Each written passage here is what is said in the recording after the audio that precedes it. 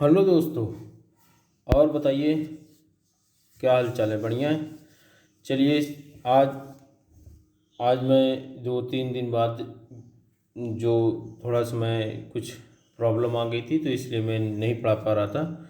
लेकिन आज आज मैं 20 क्वेश्चन पहले प्रीवियस ईयर यूपीएसआई का पेपर पढ़ा चुका था और आज मैं 20 क्वेश्चन लेके आया हूँ। उसको आज पढ़ते हैं और उसके ऑब्जेक्टिव क्वेश्चन पूरा करते हैं और जो मैंने पढ़ाया था उसी से सब देखिएगा, सब क्वेश्चन हो जाएंगे। चलिए देखते हैं। मौलिक अधिकार। अब ऑप्शन दिया है, कभी भी निलंबित नहीं किया जा सकता, तो देखिए ये गलत है। प्रधानमंत्री के निर्देशों से निलंबित हो सकते हैं, ये भी गलत है। राष्ट्रपति की इच्छा पर निलंबित हो सकते हैं, ये भी गलत है। आपातकालीन स्थिति में निलंबित किए जा सकते हैं, देखिए ये सही है। अब कह रहा कभी भी निलंबित नहीं किया जा सकता है, तो किया जा सकता, कभी भी निलंबित नहीं किया जा सकता। ठीक है। प्रधानमंत्री के राष्ट्रपति की इच्छा पर निलंबित किया जा सकता है, तो ये भी गलत है। राष्ट्रपति की इच्छा पर निलंबित नहीं किया जाता है इसमें।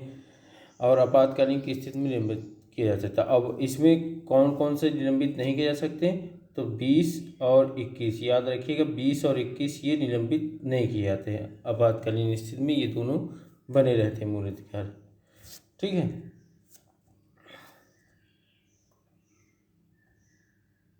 अब इसके आप व्याख्या देख लेते हैं, क्या क्या कहा है। देखिए, मौलिक अधिकार के नैसर्गिक एवं अप्रतिदेय अधिकार है जो राज्य कृत्य के विरुद्ध एक गारंटी के रूप में है। मौलिक अधिकार क्या है? नैसर्गिक एवं अप्रतिदेय अधिकार है जो राज्य कृत्य के विरुद्ध एवं एक गारंटी के रूप में है। इन्हें केवल आपातकालीन स्थिति में ही निलंबित किया जा सकता है। ठीक। अनुच्छेद 20-21 को छोड़कर, ये देखिए आपको बताया मैंने ना। और 44वें संविधान संशोधन, अनुच्छेद 358 एवं 359 में मूल अधिकारों के निलंबन संबंधी प्रावधानों का वर्णन किया गया है। ठीक है। चलिए आगे आपको पढ़ा दिए ये क्वेश्चन। क्लियर? आप देखिए, भारतीय संविधान में किस अनुच्छेद के अंतर्गत नागरिकों को मौलिक अधिकार प्रदान किए गए हैं? किस अनुच्छेद के अंतर्गत नागरिकों को मौलिक अधिकार प्रदान किए गए हैं? तो आपको पता है कि 12 से 35 तक मौलिक अधिकार प्रदान किए गए हैं। और किस भाग के अंतर्गत आता है ये मौलिक अधिकार? भाग 3 के अंतर्गत आता है। भाग 3 के अंतर्गत। नागरिकता किसके अंतर्गत आता है? तो भाग 4-2 के अंतर्गत आता है। और आपका डीपीएसपी किसके? तो भाग 4 के अंतर्गत। ये पूरा आपका एनालिसिस है। अब आगे देखते हैं इसकी व्याख्या। भारतीय संविधान के भाग 3, ये देखिए, के अनुच्छेद 12 से 35 तक मौलिक अधिकार का वर्णन किया गया। वर्तमान में कुल मौलिक अधिकार 6 हैं और पहले 7 थे। तो इसमें से जो आपका संपत्ति का अधिकार है उसको हटा दिया गया। अब वो अधिकार अब कहाँ चला गया? वो 44वें संविधान संशोधन, ध्यान रखिएगा, 44वें संविधान संशोधन द्वारा उसे 1978, याद रखिएगा, 1978 द्वारा हटा दिया गया। हटा के उसको एक वैधानिक अधिकार कहो या उसी को कहो कानूनी अधिकार बना दिया गया और उसको 300 के तहत छोड़ा गया। ठीक है, याद रखिएगा। इतनी एनालिसिस बता दी आपको। आगे, किस मौलिक अधिकार का लक्ष्य है सामाजिक विभेद उन्मूलन करना? किस मौलिक अधिकार का लक्ष्य है सामाजिक विभेद उन्मूलन करना? तो आपका इसमें दिया है, देखिए, शोषण के अधिकार, धर्म की स्वतंत्रता का अधिकार और आपका समानता का अधिकार। देखिए समानता का अधिकार आपका 14 से 18 आर्टिकल तक आता है। ठीक, धर्म का अधिकार आपका 25 से 28 तक आता है। ठीक, फिर शोषण का जो अधिकार है आपका 23 से 24 तक आता है। स्वतंत्रता का अधिकार आपका आता है 19 से लगा के 22 तक, 19 से 22 तक आपका स्वतंत्रता का अधिकार आता है। तो ये आर्टिकल है, याद रखिएगा, ये पूछ लेता है। तो देखिए ये बताया था, इसने कहा था किस मौलिक अधिकार का लक्ष्य है सामाजिक विभेद उन्मूलन का। तो इसका ये होगा, ये ध्यान रखिएगा। मैं आगे बढ़ रहा था, बता नहीं पाया, अब ध्यान से। भारतीय संविधान के अनुच्छेद 14 से 18 तक समानता के बारे में उपबंध किए गए हैं। समानता के मौलिक अधिकार का लक्ष्य सामाजिक विभेद का उन्मूलन करना है। सामाजिक विभेद का उन्मूलन कर रहे हैं आप। ठीक है, आगे चलते हैं।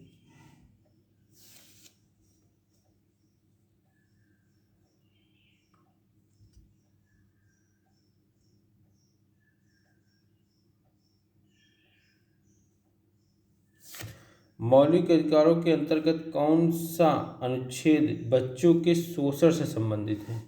तो बच्चों के शोषण से संबंधित है, तो आपको पता है कि ये अनुच्छेद 24 ये बच्चों से शोषण से ही संबंधित है। एक दो या मतलब अनुच्छेद 23 भी है, ये आपका इसमें आता है।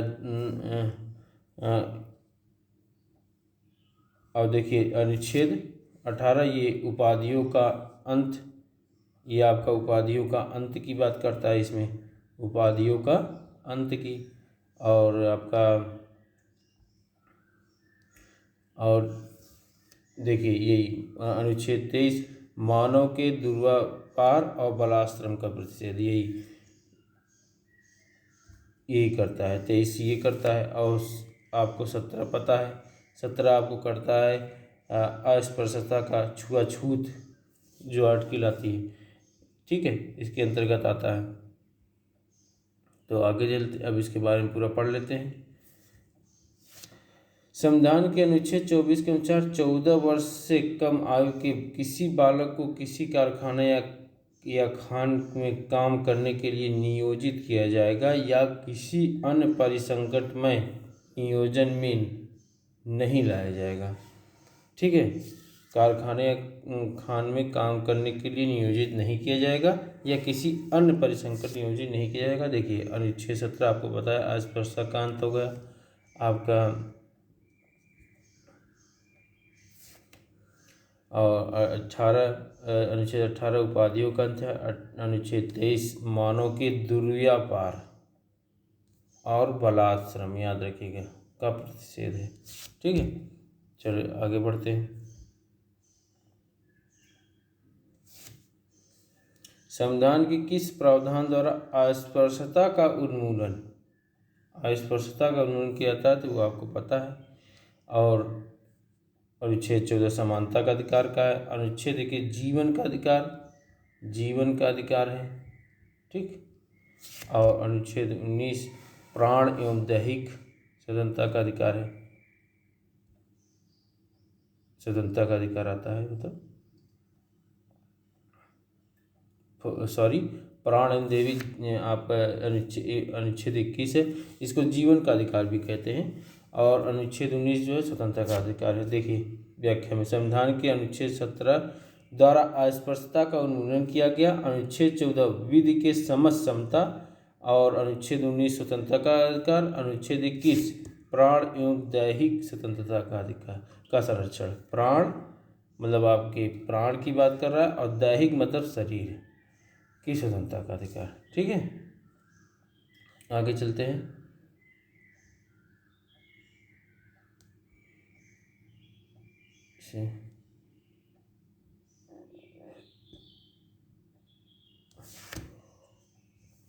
भारत के नागरिकों के मौलिक अधिकार के संदर्भ में निम्नलिखित में से कौन सा सही है? देखिए अस्पृश्यता एक अपराध है और ऐसा आचरण करने वाले को कानून सजा मिलती है, बिल्कुल ये सही है। अस्पृश्यता आर्टिकल किसके अंतर्गत आता है? 17 के, अभी ऊपर पढ़ा के ही गया। भारत के नागरिक किसी अन्य देश से उपाधि ग्रहण नहीं कर सकते। हाँ, भारत के नागरिक किसी अन्य देश से उपाधि ग्रहण नहीं कर सकते। देखिए, अगर अन्य देश से उपाधि ग्रहण करना होता है तो पहले आपको राष्ट्रपति की इसमें परमिशन लेनी होती है। चलिए देखते हैं क्या लिखा है इसका। ये दोनों ही सही है, तो ये देखिए दोनों सही है। अब इसके बारे में पढ़ लेते हैं व्याख्या।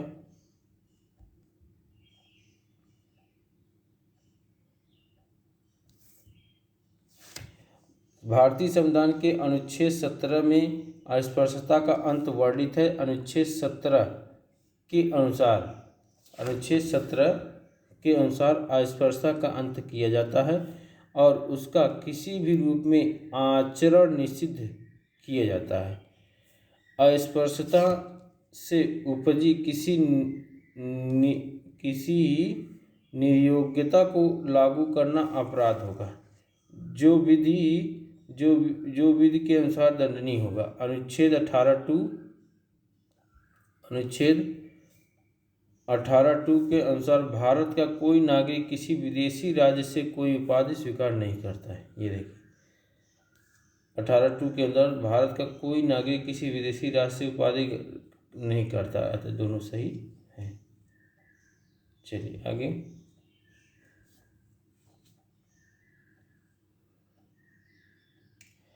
देखिए, जितने भी क्वेश्चन मैं पढ़ा दे रहा हूँ ये बहुत इंपॉर्टेंट है। UPSI previous year question paper है, इंपॉर्टेंट है ही।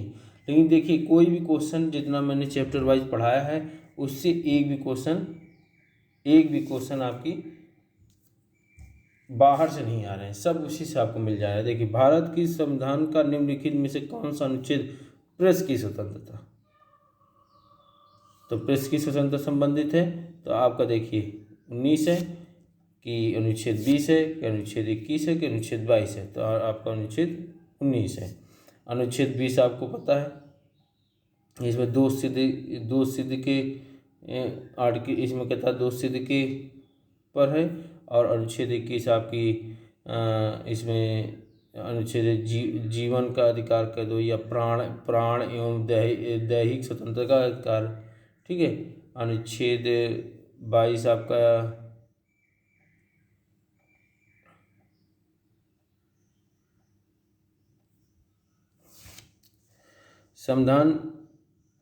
संविधान के प्रत्यक्ष रूप से प्रेस की स्वतंत्रता का उल्लेख नहीं है, किंतु मतलब डायरेक्ट रूप से अनुच्छेद 19(1) के अंतर्गत वर्णित वाक स्वतंत्रता अभिव्यक्ति स्वतंत्रता के अधिकार में न्यायालय द्वारा इसको सम्मिलित किया गया है, ठीक है। आगे चलते हैं।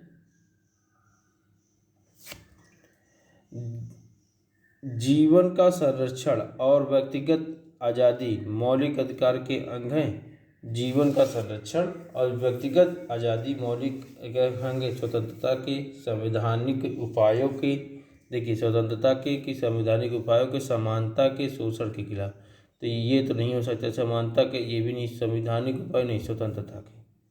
और स्वतंत्रता का अधिकार आपको बताया 19 से 22 तक स्वतंत्रता का अधिकार आता है, ठीक है। तो चलिए आगे पढ़ लेते हैं। देखिए पूरा दिया है, अब इसको पूरा क्लियर कर लेते हैं। भारतीय संविधान के भाग 3 में अनुच्छेद 15 से 35 में मौलिक अधिकार का वर्णन किया गया है, जो इस प्रकार है: समता का अधिकार, स्वतंत्रता का अधिकार, शोषण के विरुद्ध अधिकार, धर्म की स्वतंत्रता का अधिकार और संस्कृति एवं शिक्षा संबंधी अधिकार और संवैधानिक उपचारों का अधिकार। तो अनुच्छेद 19 से 22 तक स्वतंत्रता का अधिकार वर्णित है, जिसमें अनुच्छेद 21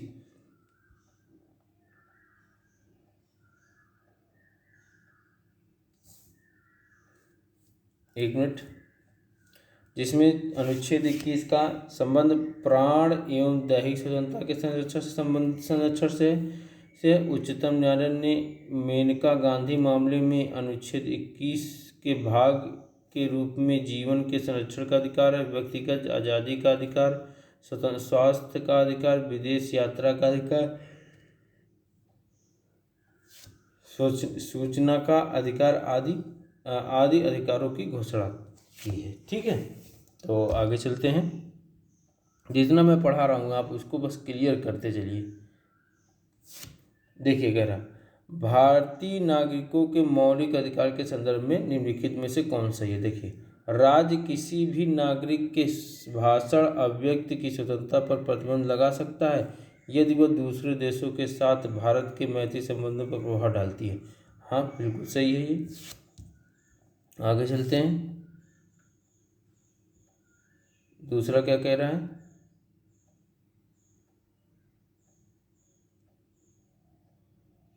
एक मिनट। हाँ, आपातकाल के दौरान स्वतंत्रता के अधिकार को स्थगित किया जाता है। बिल्कुल तथा प्रतिबंध लगाए जाते हैं। बिल्कुल सही है, ये भी सही है आपका। बस इसमें से 20 और 21 छोड़ के ये ध्यान रखिएगा। तो इसमें ए और बी दोनों सही हैं, याद रखिएगा। चलिए आगे इसका देख लेते हैं।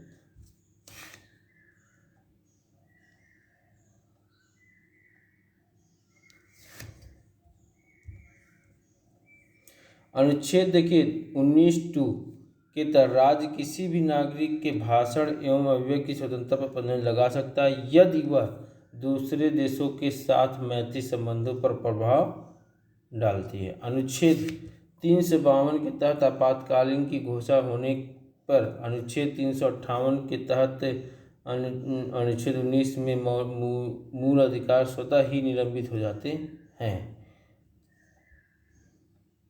इसका कहने का सीधा मतलब कि अनुच्छेद 352 के तहत आपातकाल की घोषणा होने पर अनुच्छेद 358 के तहत अनुच्छेद जो आर्टिकल 358 के तहत अनुच्छेद 19 के मूल अधिकार स्वतः ही निलंबित हो जाते हैं।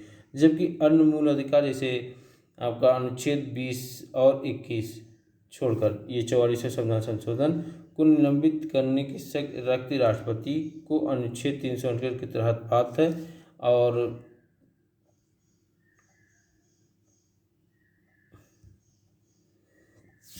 प्राप्त अनुच्छेद 20 और 21 के अंतर्गत प्राप्त मूल अधिकार किसी भी स्थिति में निलंबित नहीं किए जा सकते। यहाँ उल्लेखनीय है कि अनुच्छेद 359 के अंतर्गत मूल अधिकार निलंबित नहीं होते बल्कि न्यायालयों द्वारा केवल उनके प्रवर्तन कराने का अधिकार निलंबित हो जाता है। अतः विकल्प ए सही है जवाब। ठीक है, तो आपका ये हो गया। अब आगे चलते हैं।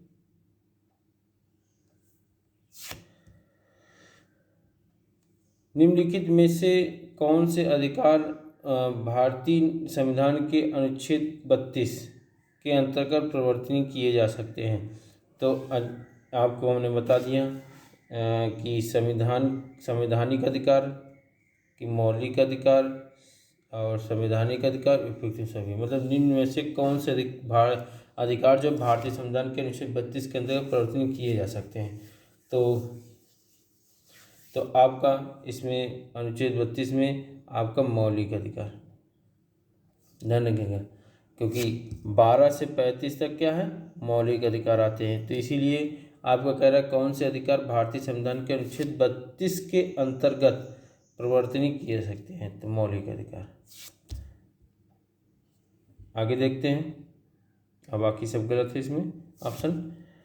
मौलिक अधिकार भारतीय संविधान के अनुच्छेद 32 के अंतर्गत उच्चतम न्यायालय द्वारा प्रवर्तित किए जा सकते हैं। यह अनुच्छेद मौलिक अधिकारों को प्रवर्तित करने के लिए संवैधानिक उपचारों का प्रावधान किया गया है और संवैधानिक जो उपचारों का प्रावधान किया गया है ये आर्टिकल 32 के तहत आता है और इसको अम्बेडकर जी ने संविधान की आत्मा कहा है। ठीक है, आगे चलते हैं।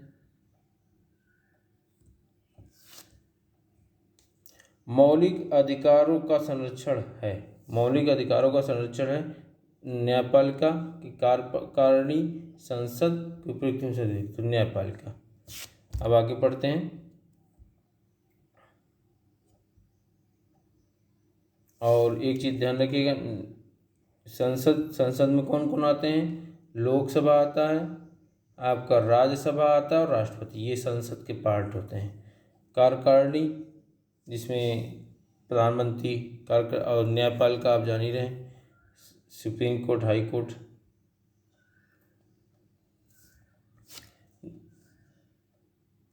भारतीय संविधान के मौलिक अधिकारों के उल्लंघन के विरुद्ध अनुच्छेद 32 के तहत संवैधानिक उपचारों का अधिकार प्रदान किया गया है। इसके तहत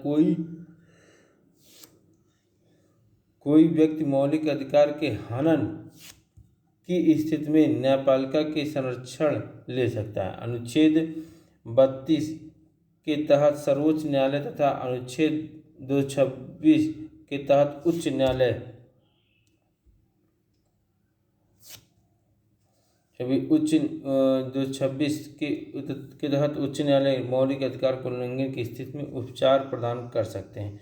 अगर मतलब मौलिक अधिकार के उल्लंघन हो रहा है तो उसमें आर्टिकल 32 के तहत सुप्रीम कोर्ट जा सकते हैं और अनुच्छेद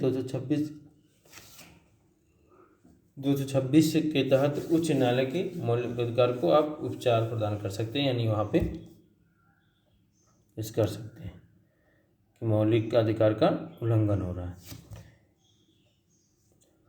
के बिना मौलिक अधिकार का कोई मूल्य नहीं होगा। के बिना मौलिक अधिकार का कोई मूल्य नहीं होगा। मूल्य नहीं होगा शोषण के अधिकार का, कि संवैधानिक उपचारों के अधिकार का, स्वतंत्रता का अधिकार का, निजता का अधिकार का आप आर्टिकल 21 के तहत है। और शोषण का अधिकार आपको पता है 23 और 24 ये आर्टिकल के तहत आता है। संवैधानिक अधिकार अनुच्छेद 32 के तहत। स्वतंत्रता का अधिकार आपका 19 से 22 तक स्वतंत्रता का ही अधिकार रहता है। देखिए संवैधानिक उपचारों का अधिकार यही जो है आपका, ये देखिए कोई मूल्य नहीं होगा, मौलिक अधिकार का कोई मूल्य नहीं होगा, तो यही है। ठीक है, अब आगे चलते हैं।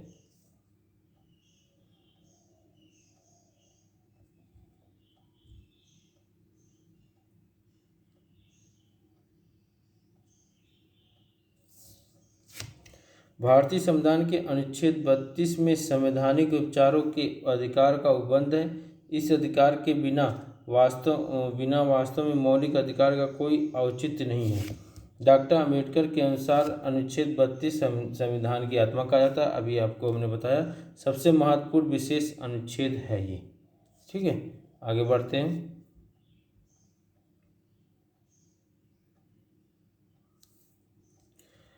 संपत्ति का अधिकार एक मौलिक अधिकार है, नैसर्गिक अधिकार है, विधिक अधिकार है, संवैधानिक अधिकार है। तो ये कौन सा अधिकार है? विधिक अधिकार है। और इसी को आप कानूनी अधिकार भी कह सकते हैं, कानूनी अधिकार। और ये आपके 44वें संविधान संशोधन 1978 के तहत जोड़ा गया है और 300 का में।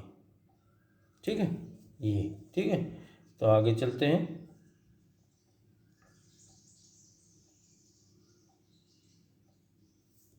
देखिए जितना पढ़ाया सब इसमें दिया। 44वें संविधान संशोधन 1978 द्वारा संपत्ति के अधिकार से सूची से हटा दिया गया। अब भाग 12 के अध्याय 4 के अनुसार भाग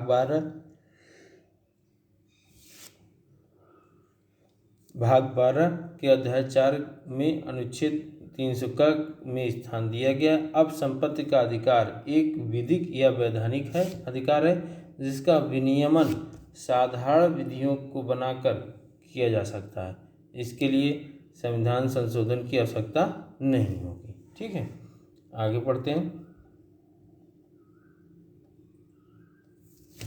देखिए फिर वही क्वेश्चन, संपत्ति के मौलिक अधिकार को कब समाप्त किया गया?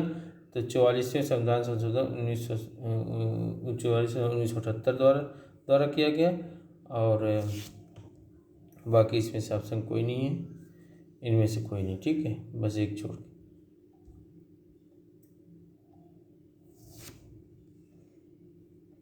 संपत्ति के मौलिक अधिकार को 1978 में 44वें संविधान संशोधन द्वारा समाप्त किया गया।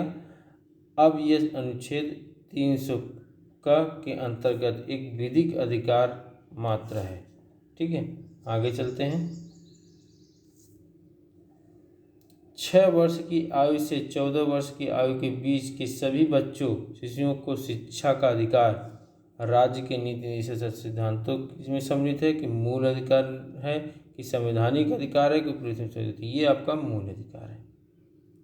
ये आपका मूल अधिकार है। 6 से 14 साल के बच्चे को एक मूल अधिकार है, इसको शिक्षा देना अनिवार्य। अब किसके तहत, ये भी मुझे पता, मतलब व्याख्या में दिया है। संविधान 86वें संविधान संशोधन 19/2002, ध्यान रखें, संविधान 86वां संशोधन अधिनियम 2002 के द्वारा संविधान के भाग 3 में नया अनुच्छेद 21 का जोड़ा गया, जिसके अनुसार राज्य 6 से 14 वर्ष की आयु के सभी बालकों को निःशुल्क और अनिवार्य शिक्षा की व्यवस्था करेगा। इस अनुक्रम में शिक्षा का अधिकार अधिनियम 2000, ध्यान रखिएगा, शिक्षा का अधिकार अधिनियम पूछ लेता है, कभी कभी क्वेश्चन ये पूछ लेता है कि शिक्षा का अधिकार अधिनियम कब पारित हुआ, ठीक है, तो आपका 2000 में, और ये लागू कब हुआ, याद रखना कि 1 अप्रैल 2010 को ये लागू हुआ। या आपको हमने थ्योरी पढ़ा रहे थे तब भी हम पढ़ाए थे आपको। और शिक्षा का अधिकार मानवाधिकार भी है, ठीक है। आगे चलते हैं।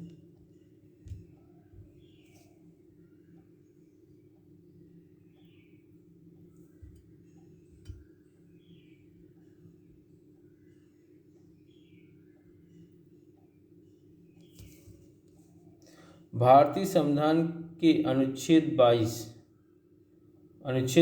के अनुसार अधिकतम कितने समय के भीतर गिरफ्तार करके उसे हिरासत में लिए गए किसी व्यक्ति को निकटतम मजिस्ट्रेट के समक्ष प्रस्तुत करना चाहिए। तो ये आपको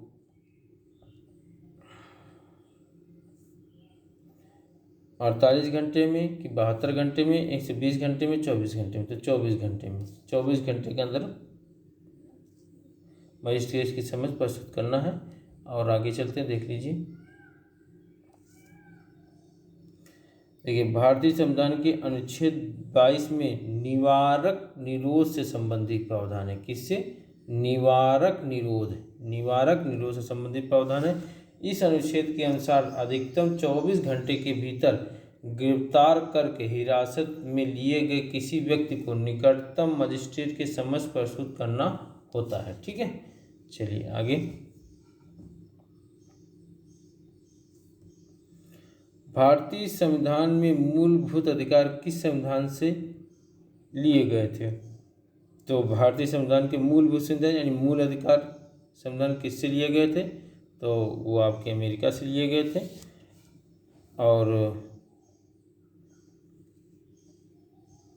आगे चलते हैं। भारतीय संविधान के मूलभूत अधिकार फंडामेंटल राइट्स अमेरिका से संविधान से लिए गए थे। वर्तमान में हमारे संविधान में 6 मूल अधिकार हैं, ठीक है। आगे चलते हैं।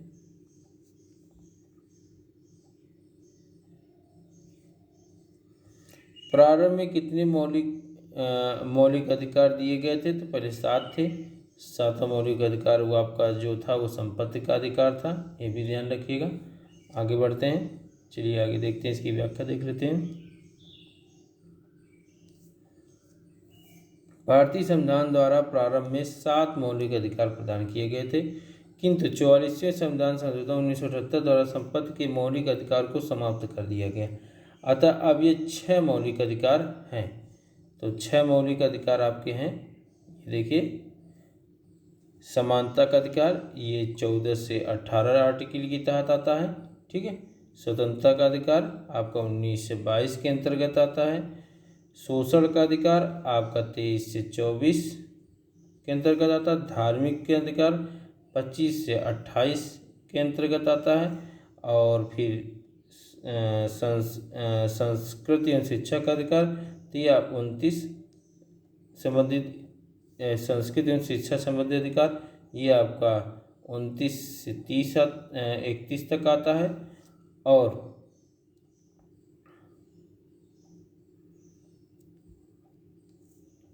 संवैधानिक उपचारों का अधिकार ये आपका आर्टिकल 32 के तहत आता है। ये सब आर्टिकल याद रखिएगा, ये बहुत ही इंपॉर्टेंट आर्टिकल है, ठीक है। भारतीय संविधान के निम्नलिखित में से किस अध्याय में जनता को गारंटी मूल अधिकार दिए गए हैं? गारंटी मूल अधिकार दिए गए तो भाग 3 में। तो देखिए भाग 1 में राज्य और संघ के क्षेत्र की बात कही गई, भाग 2 में नागरिकता है, अब भाग 4 में आपका DPSP यानी नीति निर्देशक तत्व है। अब भाग 4 का में आपका मूल कर्तव्य है, ये भी ध्यान रखिएगा, आपका मूल कर्तव्य है। अब भाग 3 में आपका मूल अधिकार है, ठीक है, याद रखिएगा। तो आगे चलते हैं।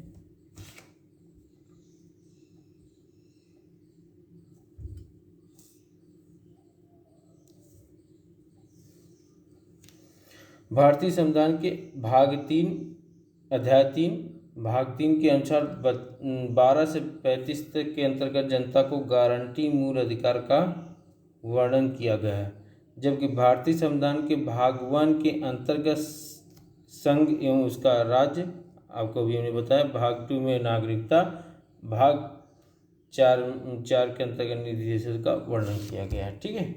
आगे चलते हैं।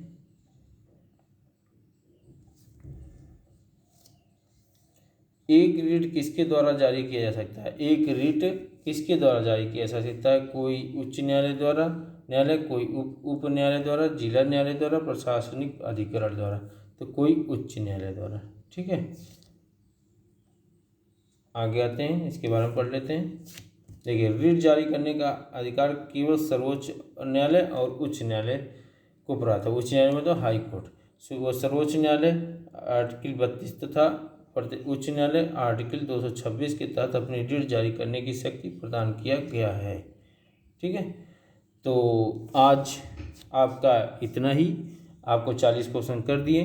अब थोड़ी सी दिक्कत आ गई थी तो मैं रेगुलर क्लास नहीं कर रहा था, लेकिन अब शुरू कर दिया है मैंने। पूरे आपको पूरे प्रसंधान के ऑब्जेक्टिव UPSI का previous year paper, question paper आपको कराऊंगा। फिर इसके बाद मैं मूल विधि शुरू करूंगा, इसकी घटना चक्र की मूल विधि पढ़ाऊंगा आपको। तो चलिए, आप मेरे चैनल को सब्सक्राइब कर लीजिए, लाइक कर लीजिए, शेयर कर दीजिए, और अच्छे से रहिए घर पे और अच्छे से पढ़िए। एग्ज़ाम शायद सितंबर के लास्ट तक, अक्टूबर तक में हो जाएगा। तो चलिए, जय हिंद, जय भारत, नमस्कार।